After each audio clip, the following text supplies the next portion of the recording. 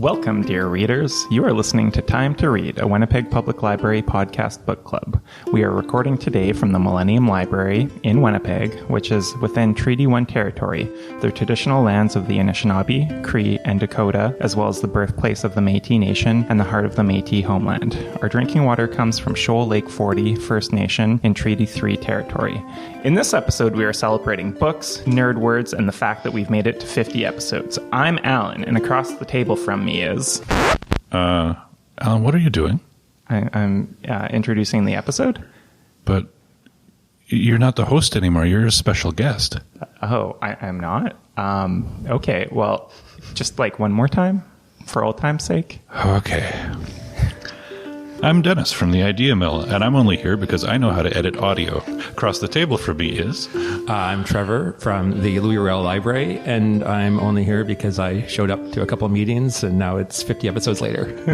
And across the table from me is... I'm Toby. I'm an outreach librarian based out of Millennium Library, and I really feel like I'm sitting at the cool table right now. And across the table from me is... Hi, I'm Kirsten, and I'm from Harvey Smith Library. And I'm only here because I missed all you cool cats. I was going to say, Kirsten, what are you doing here? I know. I'm so proud of you. A good book can carry me away from an average and ordinary day. Yeah. So keep it down, leave me alone. Close the doors and turn off the phone. 'Cause all I ever really need is a little more time to read. And you, dear readers, we wouldn't do this without you. If you weren't listening, we'd stop talking, or at least we'd stop recording it and putting it online. Probably. You can find our email address and all our social media outlets by going to wpl-podcast.winnipeg.ca and scrolling to the bottom of the page. As you probably noticed from the intro, this is not going to be a typical episode for us. Instead of talking about a particular book, today we are marking the 50-episode milestone. As part of that celebration, we invited past Time to Read hosts to join us. For those who only recently started listening, Alan and Kirsten were part of the original podcast team before moving on to other projects. So, how are you guys doing? Good. The OG, right? Is that what you say? The OG. The OG. Yeah. I feel remiss if I didn't mention where I am now and what projects I'm on. So I'm from Red River College Polytechnic. We're a Polytechnic now, in case you didn't see all the billboards. No, didn't actually. And That's much better than a monotechnic. yes. Is that like a polymath? No. Oh. Polyamorous. Polyamorous. It's Valentine's. So many fun poly words. I should have used a poly word for a polygon. For a nerd word. Yeah. I guess you could say I'm polygon now.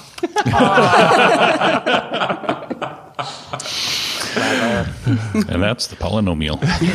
And just a quick reference to last month's episode, Pollyanna. Oh. Yes. was a book mentioned. Mm-hmm. And you, Kirsten? I'm great. Thanks, Dennis. Well, we know that. Yeah. I was listening to a few of the past episodes this morning, and it just made me so happy to hear everyone's voices and just reminded me of a whole bunch of memories that I hadn't remembered. So it was great, yeah. So I encourage everyone to kind of go back and listen to some of those past episodes. They were good. Some of them were actually good, yeah. Mm-hmm, yeah. So because this is our 50th episode, we opted not to just discuss one book like we used to do, or usually do, and will do again. And instead, we're just going to talk about books in general. We're going to start with the question that everyone hates to try to answer. Mm-hmm. What's your favorite book of all time? There were some good responses on our social media. Oh, yeah. Yeah, I was just pulling that up just as an icebreaker. We got quite a lot of responses to that. Okay, so let's see here. Wild by Cheryl Strayed, The Seamstress by Sarah Bernstein, The Stone Diaries, Anne of Green Gables, Little Women, Jane Eyre, A Tree Grows in Brooklyn, The Outsiders, The Night Circus, The Hobbit, Wuthering Heights, another Jane Eyre, To Kill a Mockingbird. Mm-hmm. We've done one of those. And on Facebook, again, The Hobbit got some love, and The Grapes of Wrath by John Steinbeck, The Left Hand of Darkness by Ursula Le Guin, which we haven't read in the podcast, but we have read one of her stories at the Tales at Night, I think. Yeah, she's pretty great. And Brideshead Revisited by Evelyn Waugh. And a newer book, The Once and Future Witches by Alex Harrow. So quite a interesting variety offered by our listeners. I will give a thumbs up to Wuthering Heights, also a fantastic song by Kate Bush, which inspired me to read the book.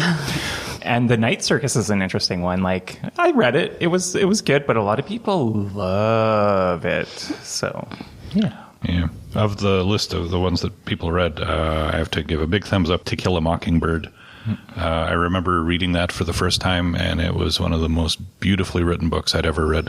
It's one of those things where my ambitions to be an author someday were really shattered because I thought there's no way I can write like this. Like, this is fantastic. And then I read a Danielle Steele novel after that. And I thought, anybody can write it. I can do it. Anybody can write a book. I've never read To Kill a Mockingbird, but I did see a stage version of it a few years back at MTC, which was phenomenal.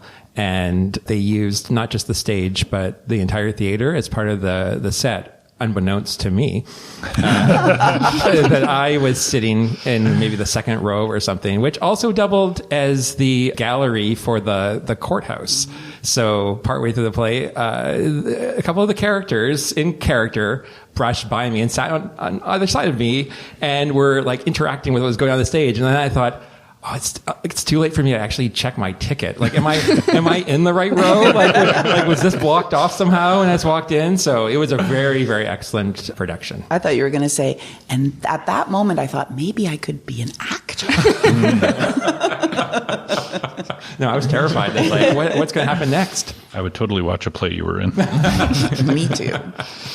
I think it's so hard to come up with favorite books. And I think that this kind of came up when you guys did 100 Years of Solitude. You did that. Love in the Time of Love Cholera? in the Time of Cholera. Yeah. Because 100 Years of Solitude is another one of my favorites, what I would say would be my favorites. But that was 25 years ago. And so I almost don't want to reread these books because it was the time and place that they became favorites for me. Because I think you had the same, situation. That's an interesting take on it, because that is something we've experienced in different scenarios. But I'm going to say my favorite book of all time is The Hitchhiker's Guide to the Galaxy. Oh. I'm okay rereading it because, I don't normally reread books, but I've reread Hitchhiker's Guide at least a half dozen times over the years, from when I was a teen to just when we did it on the podcast recently. So I know that one holds up. I thought you were going to say I know that one by heart.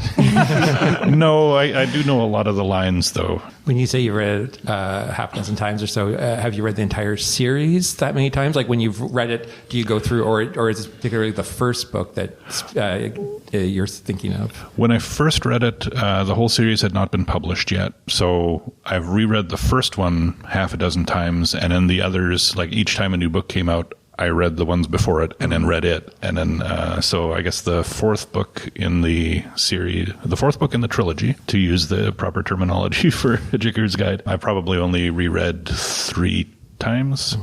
And I have not read the 5th one because it wasn't by Douglas Adams, so I'm not counting it as part of the series, even though his estate okayed it and everything. It's like the 4, that's the trilogy to me. Estates are weird, man. Like the way they morph someone's life afterwards. I'm thinking of Bob Ross, who was hid his paintings away in vaults, and now there's Bob Ross everything. There's Bob Ross magic cards and board games and all that sort of thing. Yeah, I think Kafka also was told his friend to burn all of his stuff when he was dying, and we all know how that worked out. Well, Terry Pratchett said something like that to Neil Gaiman. There was something that he wanted destroyed, I think run over by a tractor or something, and Gaiman did it. He followed through with his wishes. I'm going to have the details wrong, I'm afraid, but there was something Terry Pratchett wanted destroyed, and Neil Gaiman followed through for him. True friend. Yeah. I mean, if someone told me to run over something with a tractor. Or a bulldozer or something like that, heavy machinery, Well, like many of us, maybe all of us, trying to define what our favorite book is a difficult thing. So I was trying to think, well, what kind of metric do I use? And I think I use something similar to you, Dennis. I have an actual answer and kind of a cop-out answer. So I have 2 different books. So my actual answer, I had to think of, what is the book that I've read the most times? And it actually is The 7 Habits of Highly Effective People by Stephen Covey, which is I guess you'd call it maybe a personal self-help rubric that originally came out, I didn't realize this, in 1989. And it kind of lays out steps of how you can kind of organize your own thoughts and habits and how you interact with other people. Now, I can see the skepticism on everyone's face. You're saying, Trevor, but you don't do anything. True. But if I ever did, I would be very effective. So that's my real answer. My sham answer is that, well, my favorite book is whatever book I'm reading right now. And the book I'm reading right now is called My Heart is a Chainsaw by Stephen Graham Jones, which I brought. First book I've ever read by this guy. Super interesting guy. Yeah, an American, part of the Blackfoot community, also a professor of English, and he writes hardcore horror novels. And so this particular book, My Heart is a Chainsaw, takes place in this little town in Idaho where the main character, Jade, she's 15 years old, and she loves slasher films, especially the ones from the 70s and 80s. And she has had a traumatic upbringing, and she escapes into these movies, and she is convinced that a slasher cycle is about to start in her hometown. All the signs are there. And she knows her own character. She's not a final girl. She doesn't have the strength to be the final girl. But a new girl moves into town, and she says, that's the final girl. And I have to educate her in horror tropes so that she can survive. Don't run up the stairs. Yeah, exactly. And so as you can see, I've only got a little bit left. It's right at the part where the bodies are all being discovered. It's amazing, and I'm thoroughly enjoying it. I have a feeling, like every great slasher, it's probably going to have a sequel and a sequel and a sequel. Right. I'm hoping. So anyway, that is my current favorite book until I pick up another book after this one. Yeah. I like that you used the phrase "the final girl" too, because I just recently saw the movie Final Girls, which is like one of these horror comedy type things, which is kind of goofy and preposterous, but much scarier than you expect when you start to see it. And it was amazing. If you like Cabin in the Woods, then The Final Girls is just fantastic. Well, no, I was going to say, yeah, this book, if you're a fan of like movies that are self-referential, like the Scream series or Cabin in the Woods, then I think you would enjoy this very much, because I was just thinking about Scream, and I want to know if they like dissect Scream in that book, because I kind of had a similar all four of them. Well, there's 5 Screams now, but when this book came out, there were 4. So that makes me really want to read it, and because that's very meta. Yeah. I actually did also have a second favorite book in terms of a book that had an impact on me, like maybe 7 Habits did for you, but it was The Demon Haunted World, Science is a Candle in the Dark by Carl Sagan, which Carl Sagan was a great science popularizer.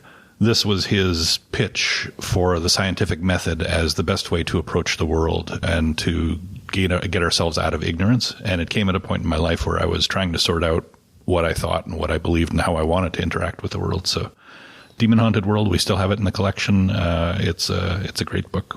It's interesting. I put down a couple titles, and I guess without really thinking it through about metrics, I must have been doing very similar things to you, Trevor, because I went back to, what one have I read multiple times? And it's 84 Charing Cross Roads.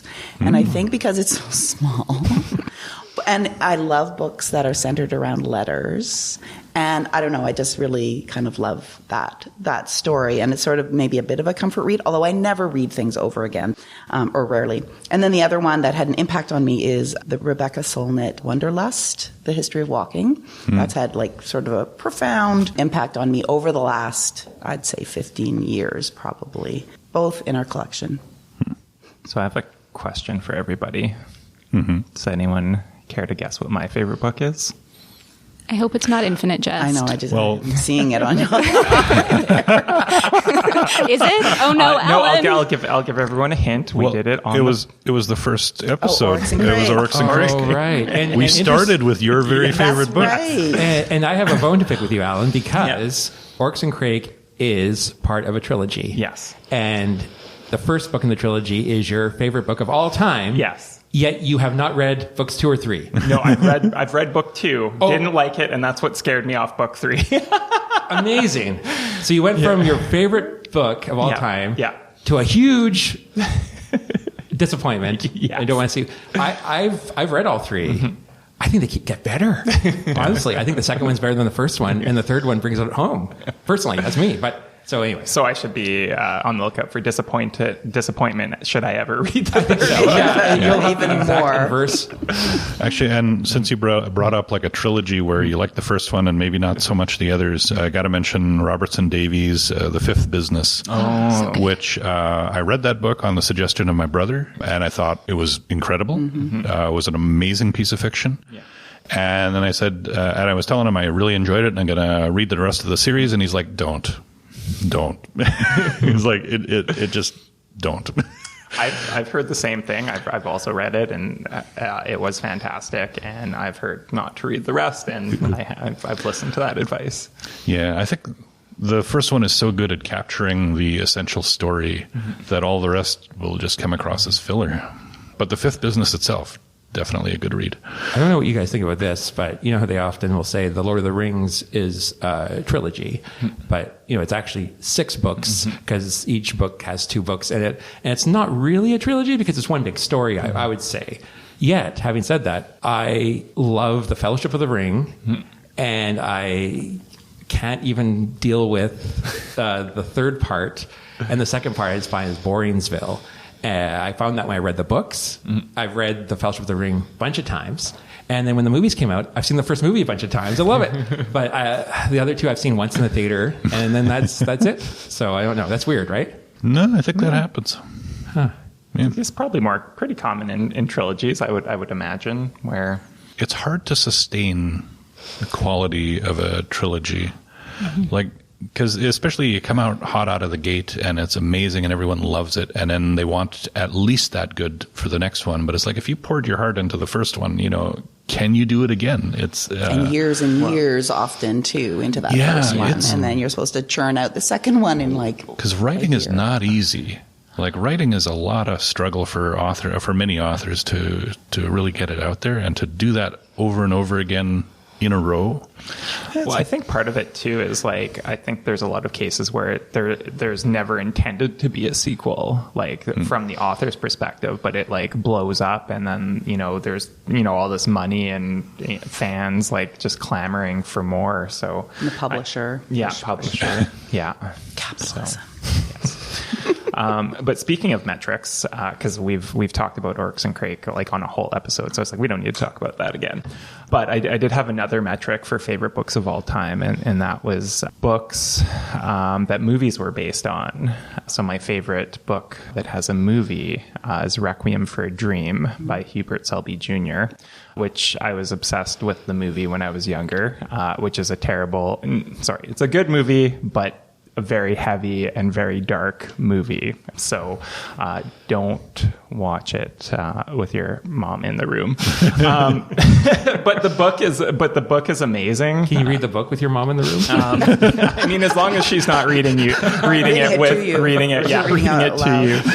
out loud. But it's about how drugs affect the lives of several different characters. There's a mom and a son, and a son's girlfriend and a son's best friend, and they all get caught up in different types of drugs, and you kind of watch the spiral of their lives go down the drain. Uplifting. Yes. And now you're all staring at me. Okay, so my favorite book of all time is Birds of America by Laurie Moore. So I have learned from this podcast that past me is not to be trusted. Love in the Time of Cholera as the example. We still like past you. Okay, all right, good. So I recognize that when I first read this book, I was in a different time in my life. I was in my 20s. I was a grad student. I was single. And this book really resonated with me. I felt a real kinship to the characters in this book.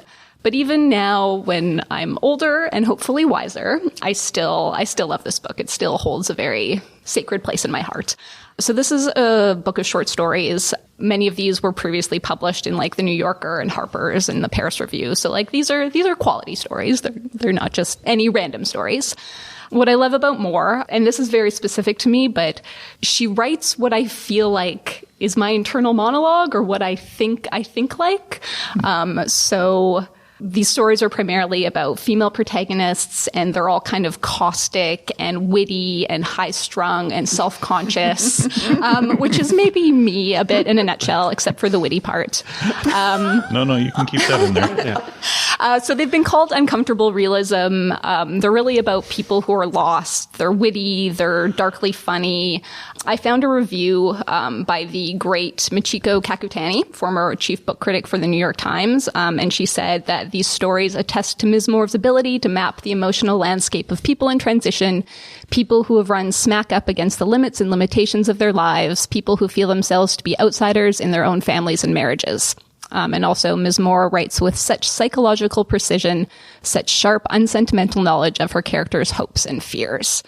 So this is an older book. It's from 1998. But in anticipation of this episode, I had it ordered for the system. So we have 3 brand new copies. And please read it. But if you don't like it, just don't tell me you read it. Just I'm so glad that we have some copies coming in. Yeah. Because I know I read on your Instagram that it was your favorite book. And so I remember looking for it because I trust your recommendations and I usually love everything. So I'm excited. I love the phrase uncomfortable realism. Yeah. That's awesome. No, I definitely want to read it too. And I think it takes a certain courage to say what your favorite book is, right? Because you're putting kind of yourself out there in a certain way. And I'm very interested in reading all of our favorite books.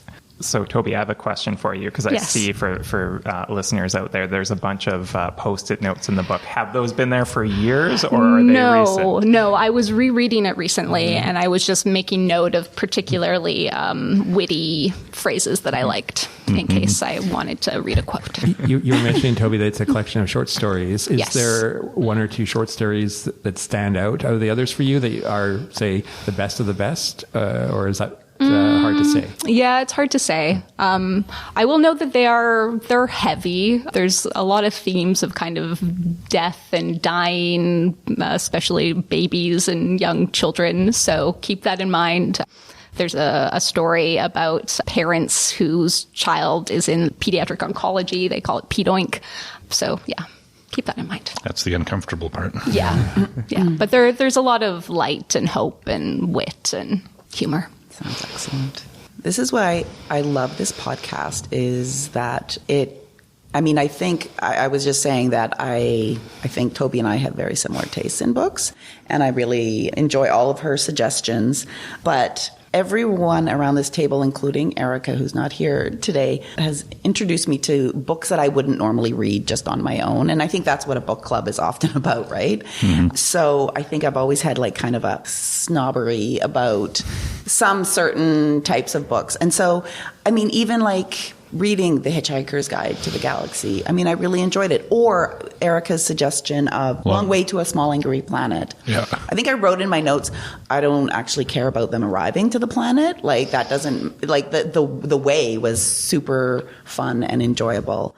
But also introduction to graphic novels too, like that. I hadn't really read a lot of graphic novels before. And so being introduced to Fun Home, and then actually one of my favorite books of recent years is a graphic novel called Belonging, which is about a German woman looking at her sort of uncomfortable German background and incorporating all these like historical documents and everything. So I've just found my whole literary world has opened up. Yeah, I would say the same thing. A lot of the books we read for the podcast, I would never read just left to my own devices, and I have enjoyed so many of them. Not all of them. I said in the outro to the last episode that we would also talk about books we hated or books we couldn't stand, I guess is what I said, which surprised everyone else on the podcast because no one thought we were talking about books we didn't like. But let's face it, we love books and we boost books, and we think generally that reading is a great thing. But there are books that you won't like. And books that you don't have to finish. Yeah. If you don't like them. Yeah. Walk Away. By Cory Doctorow. That's right. That was an awesome book. No, I'm just saying that's what Kirsten didn't finish. Yeah, sorry. She walked away. She walked away from Walk Away. Come back to it. I don't know. Yeah.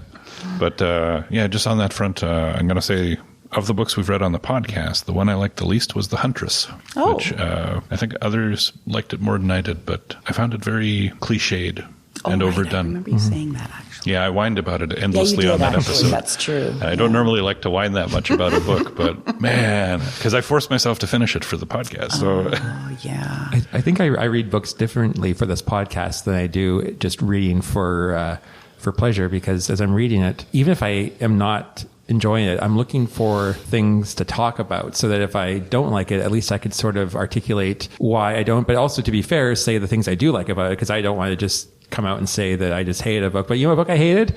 The Sisters Brothers. And I don't think I hid my dislike of it very much on the episode either. And I felt badly because when you did the author bio, he seemed like a nice dude. I know he's like in my top 2 of dinner invites. Like after I did his bio. Yeah. Also, I've just got a massive crush on him. Maybe you could just invite me for dessert, so I could just show up at the end and say, hey, can I meet him? But I don't think I could sustain pretending. Have you read French Exit? I haven't. No, I know you suggested that at the time. At the time. Really good. I said noted, and here we are. Maybe it's on my to-be read list. yeah.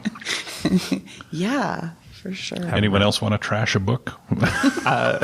I think the one that comes to mind that we did on the podcast was The Ocean at the End of the Lane. And Neil Gaiman, like on paper, seems like he's like right up my alley, that urban fantasy kind of thing. And just everything that I've ever tried to read by him, it just like hasn't connected for whatever reason. And I found The Ocean at the End of the Lane seemed like a little cliche to me. So that was not...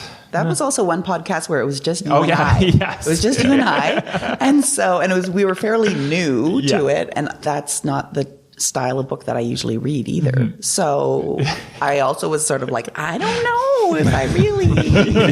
I think the 2 people that suggested it, Erica and myself. Erica was in England, and I was in the hospital. I know, So I don't think it was exactly. probably I one of know. our best episodes. Because sometimes then if you would have explained a little bit more about what you like, then that influences me too, right? Yeah. In my enjoyment of a book. Yeah, I will say, like, in the early days of the podcast, when I was just doing the audio engineering, I read about half the books that were on the show. And a lot of times after hearing you guys talk about them, I was like, oh, I wish I had read it. You convinced me on several books to go back and give them a try, just because just hearing them discussed, even though, spoilers, they're talking spoilers through the whole thing. But it just, I don't know, hearing people talk about books in interesting ways, it's nice. It's like watching a trailer for a movie, but more involved, more detailed.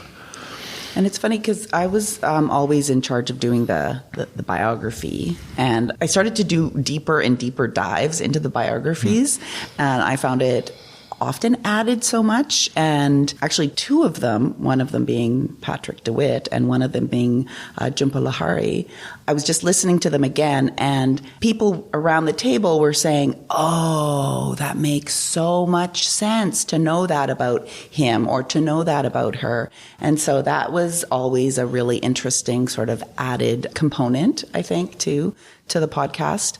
And those 2 are definitely my top 2 dinner invites. Again, / crushes. Patrick DeWitt, because of just how he speaks. And I might be intimidated by him, but also maybe not. He also has a lighthouse tattoo, which also was like really intriguing because he always thought that he wanted to be a lighthouse keeper, which I always wanted to do. And then in this, you said something about how you had a theory about lighthouse keepers and we would circle back and come back to it. And I don't think we ever did. I've also wanted to be a lighthouse keeper. I've watched The Lighthouse with Willem Dafoe and what's his name? The new Batman, Robert Pattinson. And it makes me not want to be. I have also seen that film, and it would deter anyone from even going within 10 feet of a lighthouse, I think. Yeah, but fantastic film. So am I supposed to reveal my lighthouse Well, I don't theory? know. Like, Well, I'm not, like, I'm just sort of like interested. I mean, okay, just as a general sense, I often thought of librarians as lighthouse keepers. We're tasked with the responsibility of shedding light on the darkness. And we are also, based on maybe an outdated mode of delivering it, that we are trying to catch up to, just like lighthouse keepers. And sometimes in my dark moments, I feel like, are we going to be the last generation of librarians and lighthouse keepers? But then in my happier moments, I think, no, we will always find a way to shed the light of knowledge into the darkness of ignorance and rockiness. Wow. So that's it. I mean, I obviously didn't think it out. I would come up with a much more eloquent. That's pretty good. That's pretty good.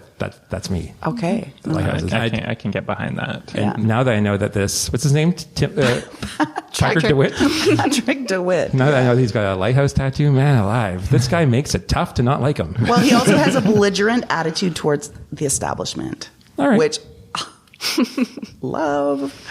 But Jhumpa Lahiri, remember from her bio, like so brilliant. Again, super intimidating. Like 3 master's degrees, a PhD in Renaissance studies. And she talked about how she was like between the two worlds of India and America. And just only recently, she's found her home to be Italy. Mm-hmm. So she lives in Italy now. She now only reads and writes in Italian. She wrote a New Yorker article called Teach Yourself Italian. She wrote it in Italian first, and then she translated it into English. Well, I was going to make a joke by saying that she wrote it in Italian and no one could understand it. Anyway, just fascinating. So my 2 top authors that I would invite to dinner from my time on the podcast. Putting it out there, Patrick DeWitt. Get in touch, Patrick. We can give you her phone number. I mean, I haven't been on the podcast for very long, so I don't have a large amount of books to choose from to a least favorite. I am trying to get better at DNFing, which in the book on Bookstagram, Book Talk community means did not finish. Mm-hmm. I have this thing that when I start a book, I have to keep going, even if it's terrible.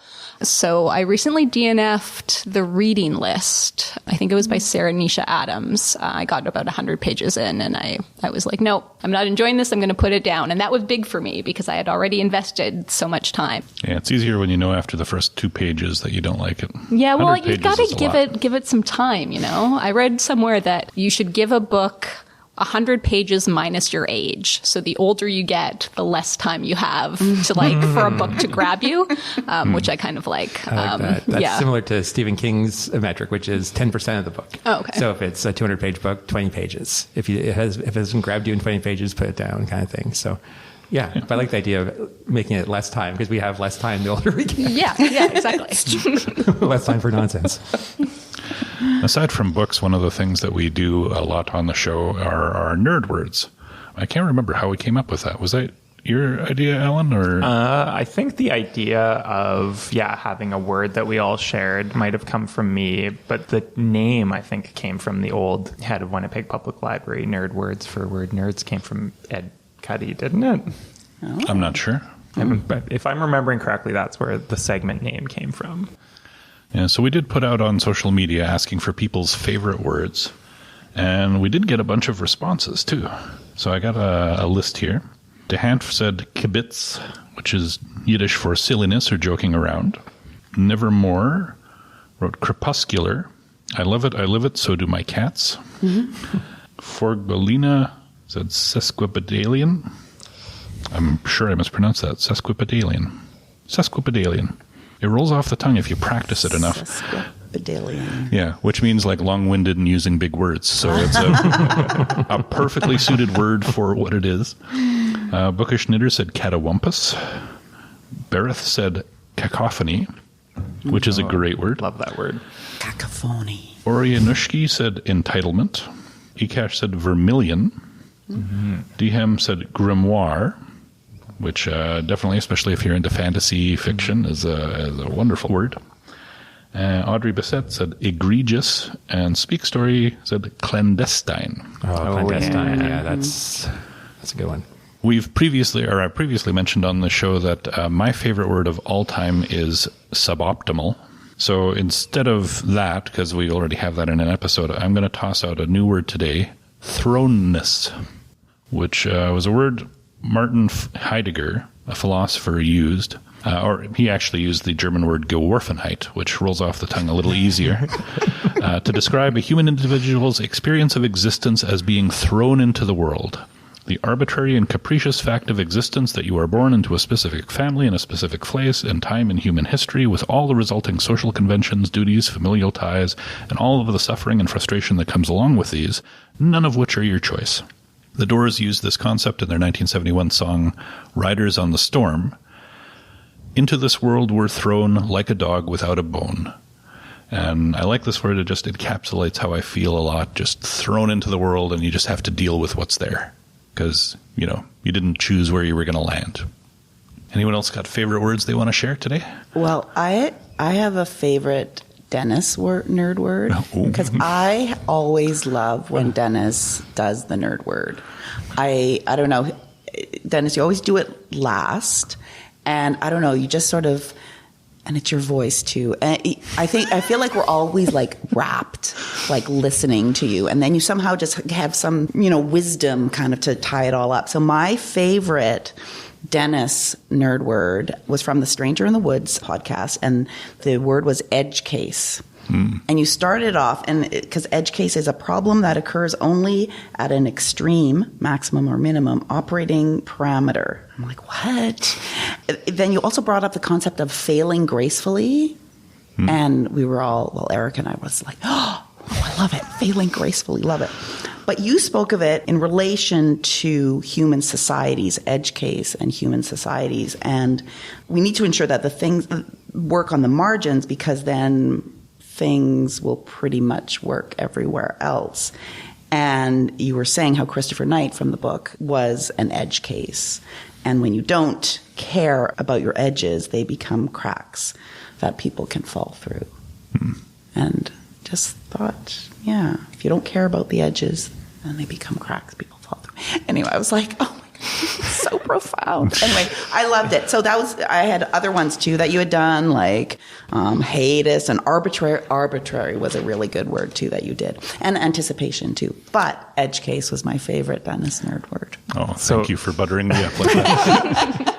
That reminds me of a word that I was going to use as my nerd word today, but then completely forgot about, which is bezel, which is the magic interval when a confidence trickster knows he has the money he has appropriated, but the victim does not yet understand that he has lost it. Ooh. And I learned that word from Cory Doctorow, who we've done his books on the podcast. He was doing a Twitter thread about how Uber is a bezel. And so that was a very fun word to learn. See, I thought you were going to say bezel as it relates to watches. And I thought Trevor was like lighting up with like something related to a watch. A bezel is the outer rim of a watch case. Sometimes it is a rotational on dive watches. But I did bring another nerd word, which I guess I wouldn't claim this word as mine in any way, but it's Manituabe Badazige, which is Anishinaabemoan Ojibwe word, which means where the creator sits and brings light. And this is the name of the new RRC Polytechnic building downtown. So it's the first RRC Polytechnic building to receive an Indigenous name. Yeah, so it's a word that I've had to focus on pronouncing, which I think is a good thing to do. And I found one of the things I found doing this podcast and originally doing the land acknowledgements at the beginning is the more you become familiar with Indigenous words, the easier it is to pronounce them if you're coming across words that you're unfamiliar with, and the more you're able to learn them. So that's one of the skills that this podcast has helped me with. Often for my nerd word, it's inspired by the book we've read. Sometimes it's not.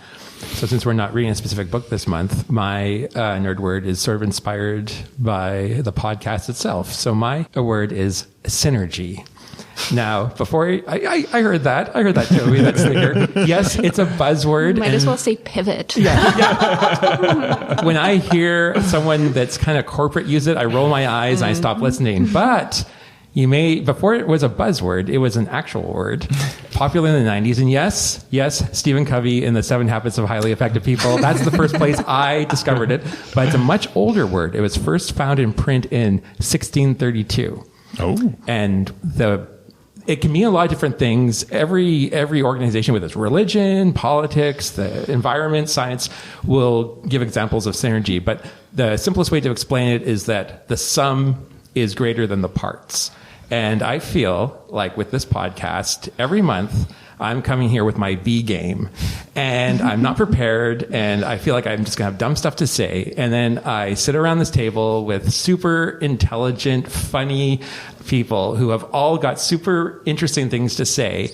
And by the end of it, somehow my A game comes out and we create something. And there's another definition of synergy where the sum of the parts creates something unexpected.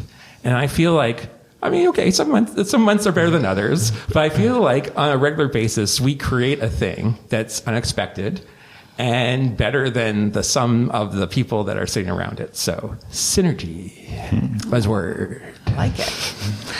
Joey. Okay.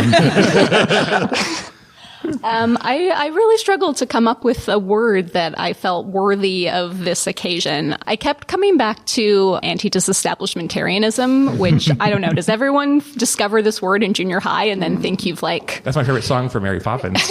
think you've like, you know, my you've favorite reached... song from Eminem. reached the pinnacle of intelligence because it's like the longest word and you know it.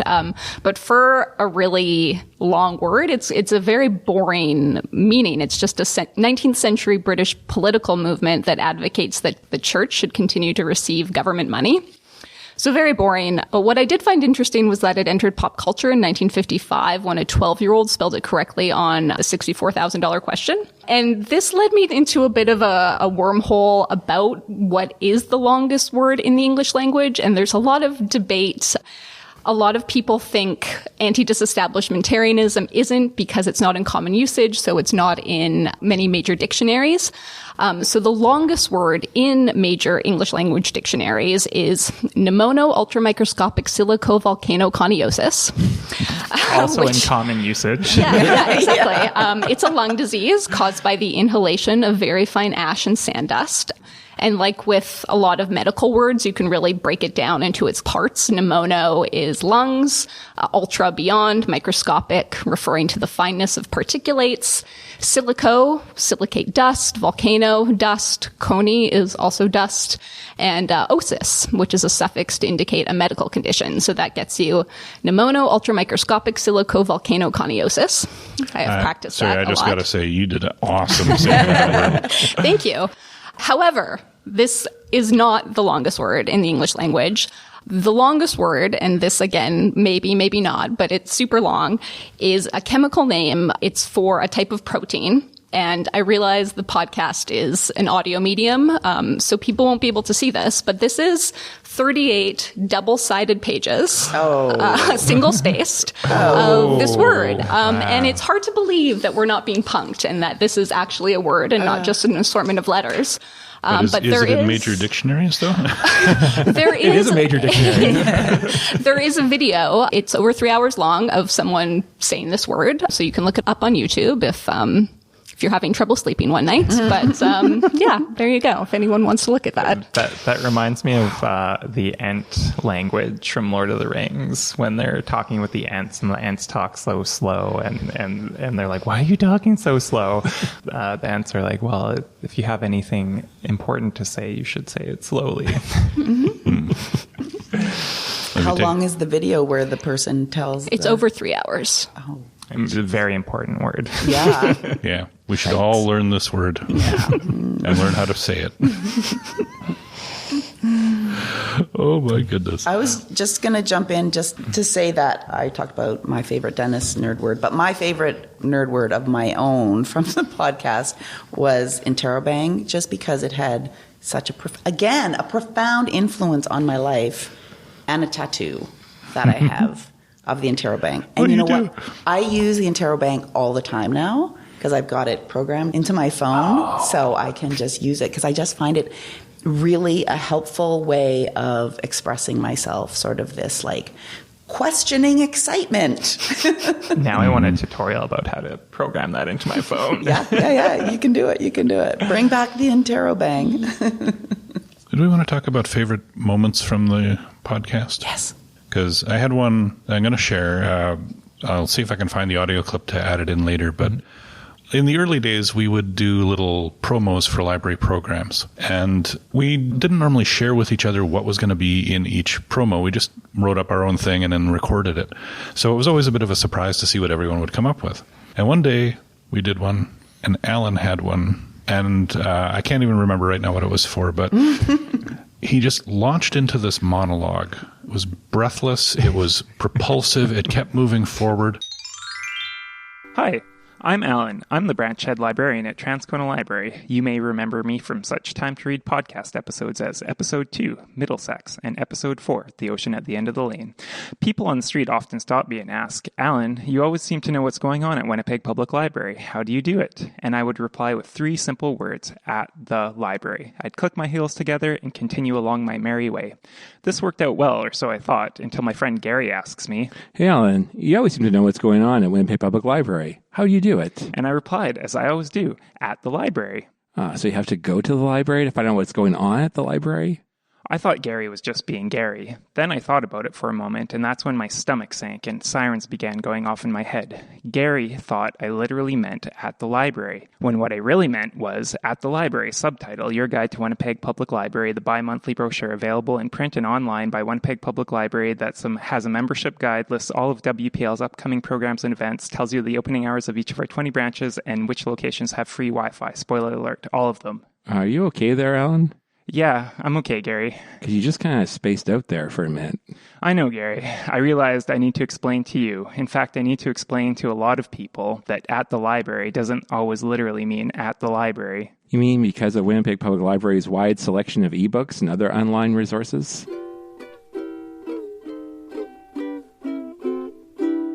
And when he finished, he looked at us and we were all just kind of sitting there. And he said, oh, I guess that wasn't as good as I hoped it was. And we all burst into laughter at this point because we had been holding it in the whole time because we were afraid of disrupting his rhythm. It was the funniest thing I've ever heard in person in my life. I just want to thank you, Alan, for being able to write something that was so hilarious and still got a point across, too. It was my very favorite moment. I think a favorite moment for me was when the pandemic hit in March 2020. I mean, that wasn't my favorite moment. Let me just be clear. But what happened was Dennis figured out a way that we could still record. And we would record by being in our own homes, because at that point we were working from home, and we would connect over Zoom or Microsoft Teams or something, so we'd see each other, but we would record our own voices on our own audio device. I do have to make a slight correction. Kirsten's son helped. He was working on a similar type of thing, so yes, credit to Isaac on as well, of course. Yeah. Yes, and we would record them all, and then we would upload them and email them to Dennis, and he would use his wizardry to patch them all together. To the untrained ear, or even to the trained ear, it sounded like we were all in the same room, which was fantastic, except for one time. I can't remember if it was for Hound of the Baskervilles or maybe it was Little Women. It would be great to find just a clip of this. At the end of the recording, Kirsten said, oh no. Also, she might use stronger language.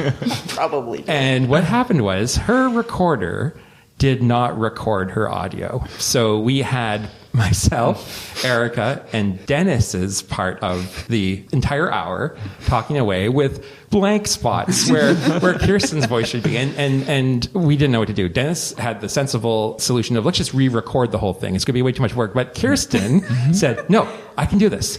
Give me the finished thing with the 3 voices, and I will listen to it, and I will recreate my responses and my comments. And Dennis was like, that'll never work. And you know what? It worked. And Kirsten emailed her her file to Dennis. He was able to stitch it in, and when you listen to it, you would not know that Kirsten recorded her part a week after everyone else did. So I think that's one of my favorite moments behind the scenes. Yeah, and I really did not think that could be done. Like, Kirsten kept insisting, no, I can do this. And I'm like, no, you can't, Kirsten. This is an impossible thing. No one can do make this. Us do it all over again. And she did it. And I mean, sometimes, she didn't fill the gap that was there, so it wasn't the same stuff she said, but it was really, really good. And I don't think anyone noticed anything weird about it. Yeah, it was very impressive work, Kirsten. I don't know if I'm an expert, but I am an enthusiast. You know what kind of pipe he smoked the most. And do you know where he kept his tobacco? No. In a Persian slipper. Oh my That's gosh. right. Persian slipper. Maybe I'll put a picture like a up. shoe? Exactly, yes. I'll put a picture of it up on our show notes. Oh, Sure. Sherlock Holmes. I hope you guys are remembering all the things you say you're going to put in the show notes. for when you Yeah, put together the making notes. My sort of favorite creative experience as a team on the podcast was when we did the poetry podcast. I was really pushing for a poetry podcast. I wanted to do one, and Alan was not that sure. Anyway, I thought it was a great podcast. But one of the things that we did beforehand was Trevor suggested we do this game where we write a poem as a group. And we started off, I can't even remember really how it went, but we each wrote a line and then it went to the next person. And then we read out the poem. So can I just read out a couple of the poems? Because as they were being read out, I was like almost in tears. I was like, oh my God, that was so good. I was just so incredulous. Here's the first one. I tell myself I would reach across and touch you, but would you feel it? The body remembers, but the body remains not. The only thing left is the hunger. I mean, come on. Okay, one more. The frozen ponds mirrors my heart. I stand like Narcissus, mesmerized by the unyielding ice. Why, oh why, do I stand alone, left here among the cruel gray and white? I mean, come on. That was such a fun... publish a book. I know. Do a whole book's worth. I love that. Anyway, that was my favorite sort of memory of us creating something right in the moment. It was fun. Good job, Trevor. Again, I haven't been on the podcast very long, so I don't have such a pool of experiences to pull from, but I do... You represent the future, Toby. You're the youth. You're the youth and the hope. I did like a lot when you, Trevor, misunderstood what was happening in Lovecraft Country with a character and an alien. So that was fairly recent, so we don't need to explain the whole thing, but yeah. Did she have sex with the alien? And was that her baby? Like what are we supposed to is that what we're what like Ida you're talking about? Yeah, Ida. Because she's like, this is my child or whatever. What happened? That's how I read it. No. No, tell me what happened. That was like an animal from that world. Yeah, but I thought that was an egg or something like that she gave to Hippolyta. Yeah, I think she was trying to kill Hippolyta with it. She wanted to ensure Hippolyta wouldn't reveal where she was. You see, I didn't get that at all. I thought it was way darker that Ida was having sex with that thing on the beach and then produced this egg, and then she wanted the thing to live. Now, obviously, that's probably not what happened. You need to write your own fan fiction where that happens. Yeah. Oh, yeah. Just wait for that. Yeah, Trevor's interpretations of literary works is often as interesting as the work itself. Well, slightly related to that, and we probably will never do this book on the podcast, but I really love the fact that Toby's mentioned Ice Planet Barbarians. Ice Planet Barbarians as a book, which does involve actual alien sex, I'm told. Oh my God, you have no idea. And the thing is, what I love about this is Toby is kind of treating Dennis and I like older relatives. that she doesn't she's giving us lots of warnings. You're saying it's very graphic, it's very smutty. And at one point you wrote, I think it's going to be very sexy, but you italicized sexy in the email as if to say, please don't hold this against me like you held Love in the Time of Cholera against me. Or something. So having said that, my copy of Ice Planet Barbarians has come in. Yeah, I'm very excited. I almost took a picture of it and sent it to the two of you yes. I do plan to read it very soon. I'm ready to read this. I'm ready for some ice, some planets, and barbarians, and stuff happening. So I'm looking forward to it. Sexy. Yeah. There's apparently there are scenes where there's relations. Yeah. We're told that it's a kissing book, and I hope it's not too shocking to our delicate sensibilities. Yeah. But I'm next in line after Trevor and Toby have their copy, so I'm waiting right now. I will try to read the book. I've finished mine already. Delicately. I'm just waiting. I need to just hold on to it for few more days, but I can't talk about that book without blushing. Seriously, you guys, you're. Oh my gosh, I can't. I'm ready to be so shocked and appalled by everything. Oh man, you're in for it. If you haven't read any I don't know what your experience with reading romance is, but this is pretty hot for something that's on a nice planet. Yeah. So I guess I have to come up with some favorite memories, which you don't have to. If they were all traumatic, you can just leave them behind.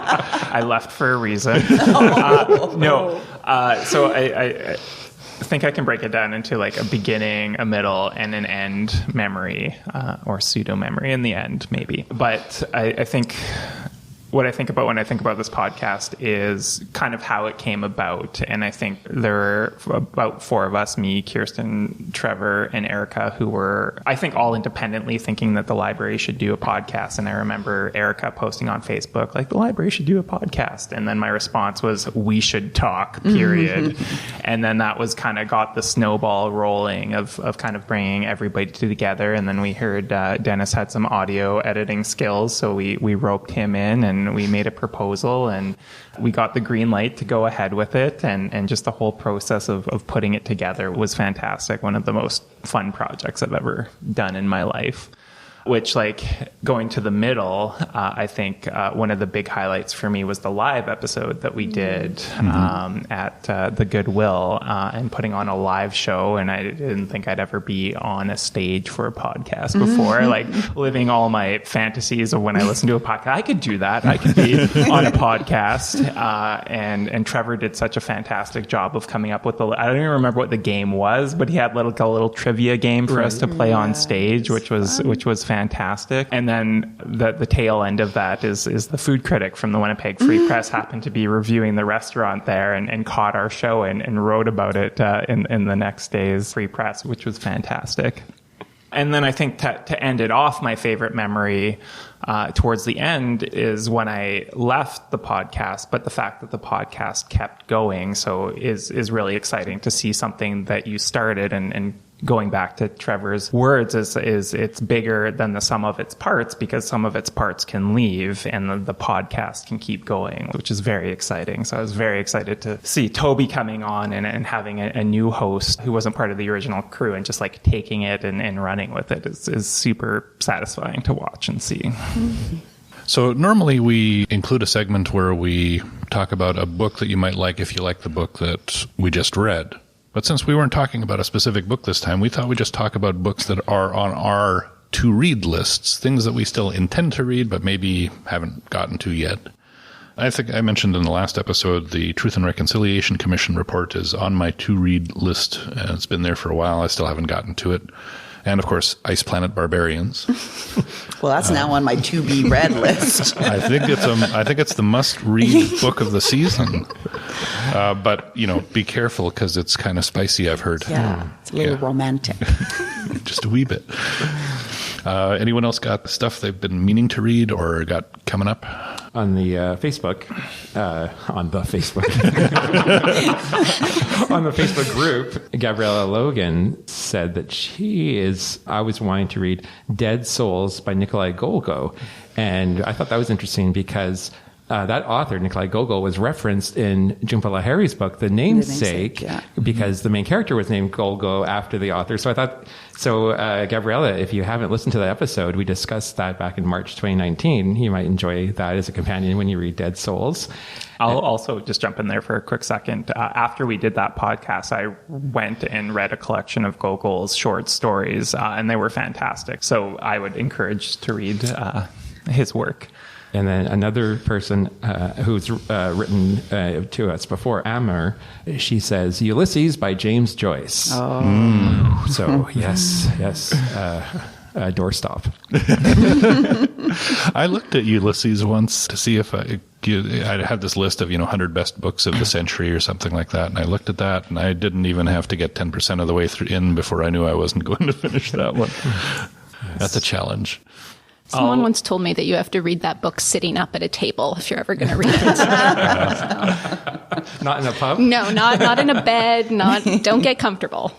I'll springboard off doorstop for mine because people commented on Infinite Jest, and they're like, we hope that's not your favorite book, Alan. It is not, because I haven't read it. It is massive. It comes in at it's Infinite Jest by David Foster Wallace. I don't know if I said that. Comes in at just under 1,100 pages. And the reason I want to read this book is because I watched a movie called The End of the Tour with Jason Segel and Jesse Eisenberg, which is all about a Rolling Stones writer who goes to interview David Foster Wallace. And it's kind of like a bromance-y movie that's pretty epic and made me want to read this book. But this book is huge and it's dense, and you sort of have to read Hamlet before you read this book. Because if anyone remembers the first line of Hamlet, which I haven't read, so also on my to-read list, the first line of Hamlet is, "Who's there?" And the first line of Infinite Jest is, "I am seated in an office surrounded by heads and bodies." And that's a direct call to Hamlet. And that's how dense this book is. And it's over 1,000 pages. So that's my to-read list. Personally, I love a challenge. I'm the type of person that, like, if I put a book on my to-read list, I'm going to read it. So I've read Moby Dick, and I've read Anna Karenina, and like House of Leaves, and I have no interest in reading Infinite Jest, or like Ulysses or Gravity's Rainbow or any of those others. So I took a bit of a different route to this question with some books that are coming out that I'm looking forward to reading. One is, if you know Sarah Polley, she's a Canadian filmmaker, writer, actor. She has a collection of essays coming out this year. It's called Run Towards the Danger. I think it's going to be excellent. As a bit of an aside, her next film project is an adaptation of Miriam Toews' Women Talking. Oh, that's right. Yeah, so that's going to be excellent. And then one of my favorite books of all time is Cersei by Madeline Miller. And Madeline Miller writes books very slowly. She's only written 2 books. Song of Achilles came out in 2011. Cersei came out in 2018. They're both fabulous. And she will be writing a new book about Persephone, which will come out sometime, but just write faster, Madeline Miller. So eventually there will be a Madeline Miller book about Persephone. When you mentioned Moby Dick a minute ago, it made me think a few years ago, Joe Hill, the author, ran a Twitter book club for books that he's always wanted to read but needed support. And it was great because throughout the whole month of, like, say, I don't know, January of whatever year it was, people would be reading Moby Dick, and he would put questions up chapter to chapter. So I actually read along with Joe Hill that book, and thank goodness I did, because if I didn't have that support, I don't think I would have. When you get to that chapter about halfway through where it's just like a history of the different types of whales, I was like, what is happening? So, I don't know if this book counts for my to-be-read list, because I've technically started it, but I only read about 3 or 4 pages a year. Because I take this, I take this book camping every summer, and I think I'm going to read it. And I get settled in the hammock, and something always happens, right? I have to go and do something, or the tent's fallen down, or our daughter's missing, or whatever it is. So it's a biography, Churchill, Walking with Destiny by Andrew Roberts. So it's obviously a biography of Winston Churchill. So I've gotten to the point where he just got back from South Africa. He's thinking of running for Parliament, and I think he's got a future in it. So I hope spoilers. So that's on my to be read, also kind of reading list. I didn't prepare for this question. That's okay. Sorry. That's fine. You've got nothing. I have a whole list of to be read now. Ice Planet Barbarians. Yes, Ice Planet Barbarians, Golgo short stories, the Laurie Moore book, which was already on my list. Also, Katrina Vermette's new one too, Strangers, which I think is on lots of people's to be read list. So yeah. Yeah. That's okay, because if someone else wants to read it, you can also want to read it. Okay. Oh, I thought we were... Yeah. Oh, no. You're just going to read that one. Shoot. Well, that's how I am at family dinners when we go out for dinner. And if somebody orders something and I'm like, I was going to order that. Oh. Like, nobody can order the same thing. Everyone has to order. You can't copy me before I do it. That's right. Yeah. Yes. So... Can I add a to be viewed to this, I guess? Well, as this month's host, I think you can do whatever you like, Alan. I just want to throw in a plug for one of the projects that we're working on at Red River College. It's called Conversations with Authors, a Truth and Reconciliation series. And it's in partnership with Indigenous Education and Library and Academic Services. And so this would be available for all of our listeners. You can go to our website, library.rrc.ca/conversations, and you can we've done 2 so far, and the most recent one is with Isaac Murdoch. He wrote Trails of the Nebuzuhu and Other Creation Stories. And so it's just a conversation with the author about their process. Isaac goes into a lot of his journey in becoming an Indigenous storyteller, and it's like a fascinating interview. So that's library.rrc.ca/conversations. We can put a link to that in our show notes. Sounds really good. Does anyone have anything else they want to toss in before we close out? Are we going to schedule our 100th episode at this point just to make sure our calendars are clear? What about 4 years? I think we'll hold off on that for the moment. All right, good. I like to be highly effective. Yes. So unfortunately, that's all the time we have for this month. Thank you so much for joining us, dear readers. For us, celebrating our 50th episode was a pretty big deal, but we don't want to rest on our laurels, so next month we've got something special lined up. We've previously read and discussed Son of a Trickster and Trickster Drift by Eden Robinson. For our next episode, we will finally complete the Trickster trilogy as we discuss Return of the Trickster. And as if that wasn't enough, we just may have another special guest joining the discussion. I'm not sure I can properly convey to you how excited we are about this one. Have some thoughts about books we're reading or should read? Write them down on a slip of paper, put the paper under your pillow, and send them to us through your dreams. Or email us. I'd recommend the emails. You can find all of our contact info at the bottom of the page at wpl-podcast.winnipeg.ca. You can also find all our past episodes and discussion questions there too. If you haven't already, subscribe to Time to Read on your favorite podcasting service and maybe leave us a review. Tell your book-loving friends about us too. And until next time, make sure you find Time to Read.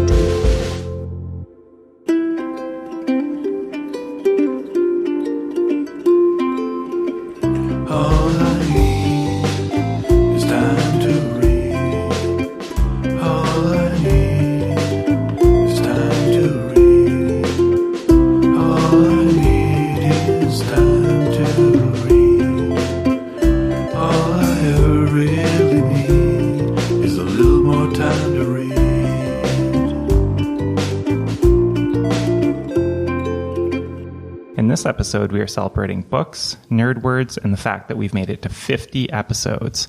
I'm Alan from the Idea Mill, and I'm only here because I know how to edit audio. Across the table from me is...